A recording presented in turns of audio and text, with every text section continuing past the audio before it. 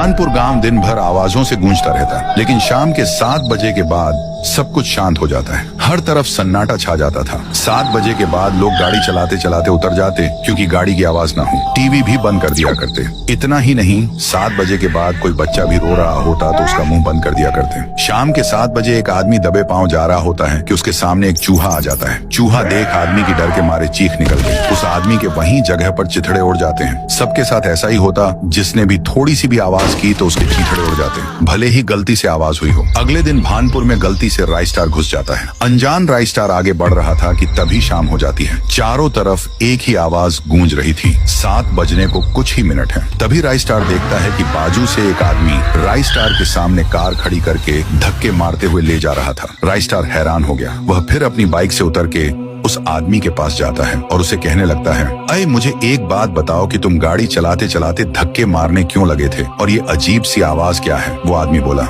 तुम्हें मरना नहीं है तो अपना मुंह बंद रखो। 7 बजने को 2 मिनट ही रह गए, बस तुम दूसरे गांव के लगते हो। चलो मेरे घर में, पर जरा सी भी आवाज मत करना। उसके बाद राइस स्टार उस आदमी के पीछे उसके घर चला जाता है। वह राइस स्टार को चुप रहने का इशारा कर रहा था। राइस स्टार को चुप रहने के अलावा कोई रास्ता नहीं था। अगली सुबह राइस स्टार उस आदमी को गुस्से से कहता है, देखो तुम जो कोई भी हो, पर तुम मुझे 7 बजने के बाद बोलने क्यों नहीं दे रहे थे, और न ही कोई आवाज करने दे रहे थे? पर क्यों, बताओ जल्दी। आदमी बोला, अरे तुम्हें क्या बताऊं भाई, हमारी जिंदगी 7 बजे के बाद नर्क में बदल जाती है। जो कोई भी आवाज करता है तो उसके बदन के 4 टुकड़े हो जाते हैं। हर शाम 7 बजे किसी न किसी की मौत होना निश्चित है। इसलिए तो मैं तुम्हें बार बार कह रहा था कि आवाज मत करो। इस आदमी की बात सुनकर राइस स्टार के रोंगटे खड़े हो गए। पर राइस स्टार ये जानना चाहता था कि ऐसा कौन कर रहा है। इसलिए राइस स्टार हर घर के ऊपर बड़े बड़े तेज आवाज करने वाले स्पीकर लगाने लगता है। गांव में 7 बज जाते हैं और राइस स्टार ने लगाए हुए स्पीकर भी अपना कारनामा शुरू कर देते हैं। तभी अचानक से एक चुड़ैल बहुत तेज गुस्से में गांव में उतर जाती है। नहीं छोड़ूंगी, नहीं छोड़ूंगी, किसको मारूं, कैसे मारूं, बंद